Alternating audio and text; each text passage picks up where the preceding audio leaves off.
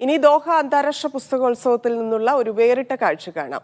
Pyrography എന്ന കലയിലൂടെ സന്ദർശകർക്ക് കൗതുകമേകുകയാണ് Qatar പൗരയായ Saadiya Abdussamad. Doha അന്താരാഷ്ട്ര പുസ്തകമേള പുസ്തകപ്രേമികളുടേത് മാത്രമല്ല, ആർട്ടിസ്റ്റുകളുടേത് കൂടിയാണ്. ഇവിടെ എത്തിയാൽ കാണുന്ന പ്രധാന കാഴ്ചകളിലൊന്നാണ് തത്സമയം വരച്ചുകൊണ്ടിരിക്കുന്ന ചിത്രകാരന്മാർ. ഇത്തവണത്തെ ദോഹ അന്താരാഷ്ട്ര പുസ്തകമേളയിൽ പൈറോഗ്രഫി ചെയ്യുന്ന ഒരു കലാകാരി കൂടിയുണ്ട്. ഖത്തർ പൗരയും വിഷ്വൽ ആർട്ടിസ്റ്റുമായ സഅദിയ അബ്ദുസമദാണത്. മരം കരിയിച്ചുകൊണ്ട് ചിത്രം വരയ്ക്കുന്ന രീതിയാണ് പൈറോഗ്രഫി. هاي تجربتي الأولى على حرق على الخشب ورسمتي طير عقاب بالحرق والأوتي أول تجربة لي.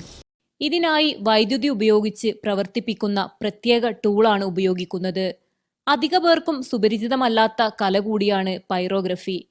മനോഹരമായി ചിത്രം വരയ്ക്കുന്ന സഅദിയ അബ്ദുസമദ് വ്യത്യസ്തതകൾ തേടിയാണ് പൈറോഗ്രഫി എന്ന കലയിലേക്കെത്തുന്നത്. Media 1 Doha.